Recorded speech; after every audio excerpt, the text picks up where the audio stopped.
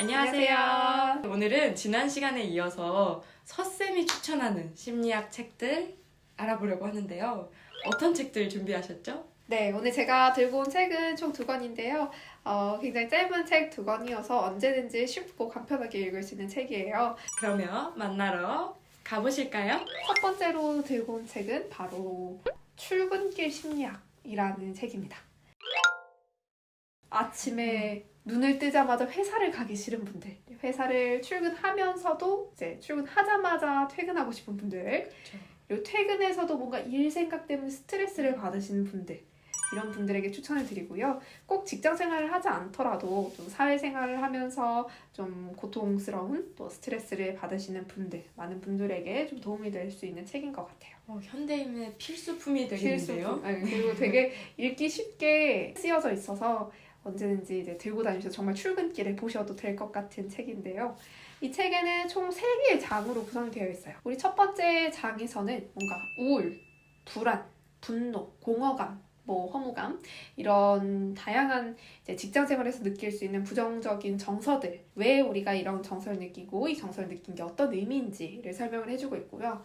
우리 두 번째 장에서는 직장에서 좀 필수적인 인간관계에 관해서, 그리고 세 번째 장에서는 직장에서 좀 유용하게 사용할 수 있는 어떤 사회적인 기술에 대해서 설명을 해주고 있어서 여러분들이 좀 직장 생활에서 충분히 활용할 수 있는 부분들이 많지 않을까 생각이 듭니다. 그러면 서쌤은 이 책 읽으시면서 좀 이런 문구 소개드리고 싶다 하는 게 있었나요? 있었죠. 여러 가지가 있는데요. 일단 그 중에서 하나를 한번 말씀을 드려보자면 열등감은 사실 극복할 필요도 떨쳐낼 필요도 없습니다. 마음껏 부러워하고 또 시샘하고 때론 우쭐하기도 해도 됩니다. 대신 기억하십시오. 우리가 열등감과 관련한 일종의 무의식적 착각을 할 수밖에 없었던 태생적 이유, 그리고 열등감이 이뤄낸 눈부신 성과를.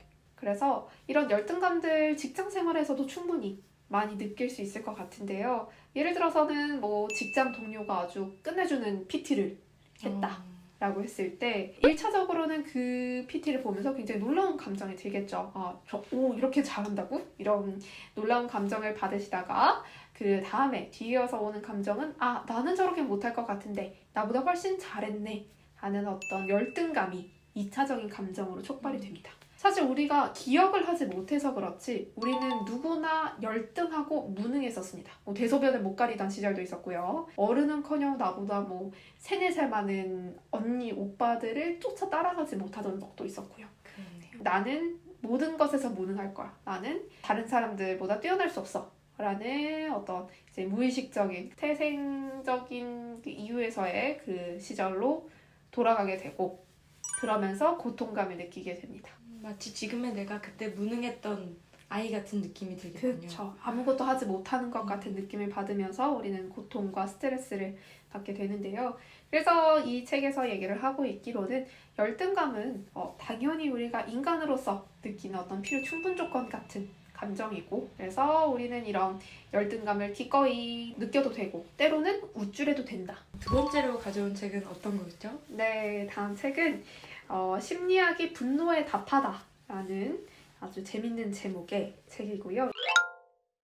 일상생활에서 사실 분노를 느끼는 것이 좀 잘못된 것 같고, 그러다 보니 이 분노를 굉장히 억압을 하거나 억압하다 못해 분노를 터뜨리는 방식으로 우리가 분노를 다루고 있다고 생각을 하는데요. 사실 지금까지 우리가 계속 얘기를 했던 것처럼 이 분노 또한 너무나 자연스러운 감정입니다.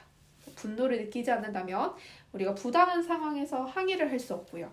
자기주장성이 떨어지고요. 자기주장을 하지 못하면 활력을 잃고, 활력을 잃으면 우울해지기 쉽습니다. 그래서 우리는 분노를 마땅히 해야 하는 자연스러운 감정이고, 이 분노를 지나치게 억압할 필요는 없다. 그렇다면 우리가 이 분노에 대해서 좀 더 깊이 있게 이해를 할 필요가 있는데, 우리는 왜 분노하는가에 대해서는 사실 많이 생각을 못할 것 같아요. 화나는 상황에서는 화를 내는데 급급하다 보니 내가 화가 나는 이유는 그냥 화가 나니까 라고밖에 설명이 안 되거든요.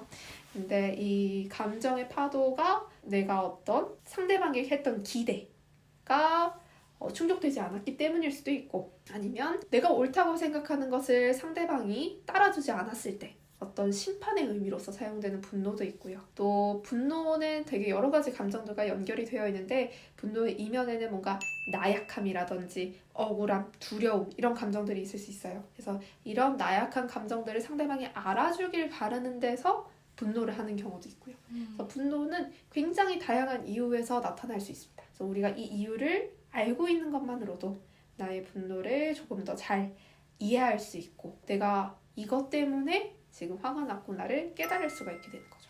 그래서 이 책을 읽으시면은 이 분노하는 6가지 감정에 대해서 다루고 있으니까 내가 왜 이렇게 화가 나지? 별거 아닌 일에?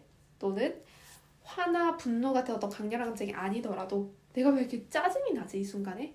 내가 왜 이렇게 답답하지? 하는 어떤 분노의 어떤 스펙트럼에 있는 감정들까지 자주 느끼시는 분들이라면 이 책 추천드립니다.